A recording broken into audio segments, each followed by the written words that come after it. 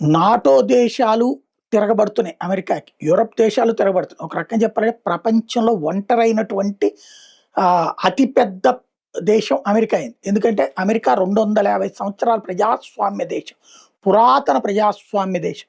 అలాగే ఆర్థికంగా నంబర్ 1గా ఉంది. కానీ యూరప్ దేశాలు దూరం పెడుతున్నాయి. నాటో దేశాలు దూరం పెడుతున్నాయి. ప్రతి దేశాన్ని బెదిరిస్తుంది అమెరికా. పొమ్మంటున్నాయి ఆ దేశాలు.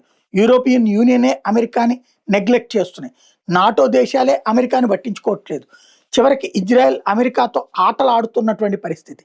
అమెరికాని వాడుకుంటున్నటువంటి పరిస్థితి. ఈ దశలో ట్రంప్ తాజాగా స్పెయిన్ మీద ఆంక్షలు పెట్టాడు. ట్రేడ్ ఆంక్షలను ప్రకటించాడు. అన్ని వ్యాపారాల మీద ఆంక్షలను ప్రకటించాడు. స్పెయిన్ వెంటనే నాటో దేశాలలో కార్యకలాపాలకు ఇచ్చేటటువంటి చెక్ను ఆప్పడేసింది. ఇమ్మీడియట్‌గా ఆప్పడేసింది. ట్రేడ్ ఆపుతాము అని తేల్చి చెప్పింది. అంటే ఎప్పుడైనా సరే పాత పద్ధతి కాదు, ఇప్పుడు పాత అమెరికా కాదు, భయపడుతూనో, మొహమాట పడుతూనో దాని మాట వినడానికి అన్నటువంటిది ట్రంప్‌ని చూసాక అర్థమవుతుంది. తలతిక్కగా మాట్లాడుతూ ప్రపంచ దేశాల మీద పెత్తనం చెలాయిస్తామంటే, ఆ పెత్తందారీతనానికి అంగీకరించలేని పరిస్థితిలో ప్రపంచం ఉందన్నటువంటి జ్ఞానం కావాల్సిన అవసరం ఉంది ఆయనకి.